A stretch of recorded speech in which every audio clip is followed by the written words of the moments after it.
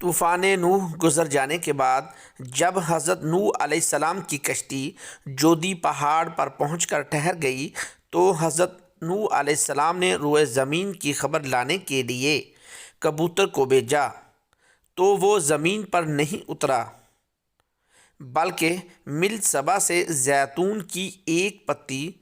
چونچ میں لے کر آ گیا۔ تو آپ نے فرمایا کہ تم زمین پر نہیں اترے، اس لیے پھر جاؤ اور روئے زمین کی خبر لاؤ۔ تو کبوتر دوبارہ روانہ ہوا اور مکہ مکرمہ میں حرم کعبہ کے زمین پر اترا اور دیکھ لیا کہ پانی زمین حرم سے ختم ہو چکا ہے اور سرخ رنگ کی مٹی ظاہر ہو گئی ہے۔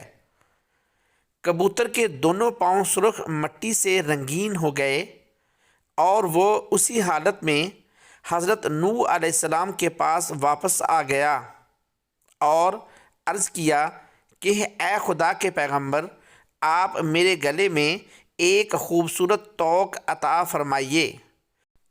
اور میرے پاؤں میں سرخ غضاب مرحمت فرمائیے اور مجھے زمین حرم میں سکونت کا شرف عطا فرمائیے۔ چنانچہ حضرت نوح علیہ السلام نے کبوتر کے سر پر شفقت سے ہاتھ پھیرا اور اس کے لیے یہ دعا فرما دی کہ اس کے گلے میں دھاری کا ایک خوبصورت ہار پڑا رہے اور اس کے پاؤں سرخ ہو جائیں اور اس کی نسل میں خیر و برکت رہے۔